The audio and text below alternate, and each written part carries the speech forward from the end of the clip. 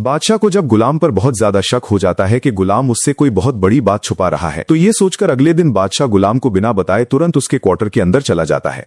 और जैसे ही बादशाह कमरे के सामने सुंदरी को देखता है तो वो बहुत ज्यादा हैरान रह जाता है। ये देखकर बादशाह तुरंत बहुत ज्यादा गुस्से में आ जाता है और जबरदस्ती सुंदरी का हाथ पकड़कर उसे अपने साथ अपनी गाड़ी में बिठा लेता है और तुरंत अपने घर में ले आता है। और उसके बाद जहांदार जब हवेली में सुंदरी को देखते हैं तो उनके होश उड़ जाते हैं और उसी वक्त जहांदार तुरंत छुपकर गुलाम को कॉल करते हैं और कहते हैं, गुलाम, बादशाह को सुंदरी का पता चल गया है और वो तुम्हें बहुत गुस्से में ढूंढ रहा है, इसलिए तुम तुरंत कहीं छुप जाओ। और दूसरी तरफ बादशाह तुरंत जहांदार के पास आता है और वो कहता है, मैंने अपनी मोहब्बत को ढूंढ लिया है, अब आप तुरंत मेरी शादी सुंदरी से करवाएं। ये सुनकर जहांदार बहुत ज्यादा मजबूर हो जाता है और उसी वक्त जहांदार तुरंत मौलवी साहब को बुलाता है। और अगले दिन बादशाह और सुंदरी का निकाह होता है और सुंदरी निकाह के लिए साफ मना करती है। तो बादशाह बहुत ज्यादा गुस्से में आ जाता है और सुंदरी से कहता है, अगर तुमने मेरे साथ निकाह नहीं किया तो मैं तुरंत गुलाम की जान ले लूंगा। ये सुनते ही सुंदरी बहुत ज्यादा घबरा जाती है और मजबूर होकर गुलाम की जान बचाने के लिए बादशाह के साथ आकर निकाह के लिए बैठ जाती है। और उसी वक्त मौलवी साहब जैसे ही निकाह शुरू करते हैं वो बादशाह से पूछते हैं, क्या आपको सुंदरी के साथ ये निकाह कबूल है? तो बादशाह तुरंत बहुत खुशी से कबूल है कह देता है।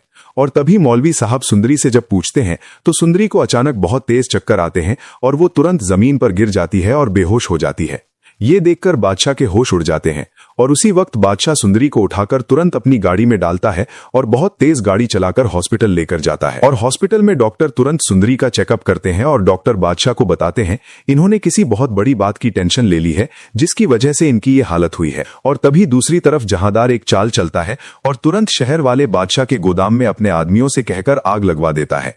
और बादशाह को जब ये खबर मिलती है कि गोदाम में आग लग गई है तो वो फौरन अपनी गाड़ी में बैठकर वहां चला जाता है। और पीछे से जहांदार तुरंत गुलाम को कॉल करके बुलाते हैं और कहते हैं, गुलाम, बादशाह गोदाम गया है, तुम सुंदरी को हॉस्पिटल से जल्दी से ले आओ, मैं आज ही तुम दोनों का निकाह करवा दूंगा। ये सुनते ही गुलाम तुरंत भागकर हॉस्पिटल जाता है और सुंदरी को लेकर सुंदर घर आ जाता है। और तभी खुर्शीद तुरंत सुंदरी को अपने कमरे में तैयार करती है और सुंदरी को दुल्हन बनाकर गुलाम से निकाह के लिए लेकर आती है। और उसी वक्त वहां मौलवी साहब भी आ जाते हैं और गुलाम और सुंदरी का निकाह शुरू होता है। लेकिन उसी वक्त अचानक बादशाह गोदाम से वापस वहां पर पहुंच जाता है और वो सुंदरी को गुलाम के साथ निकाह करते देखकर बहुत ज्यादा गुस्से में आ जाता है।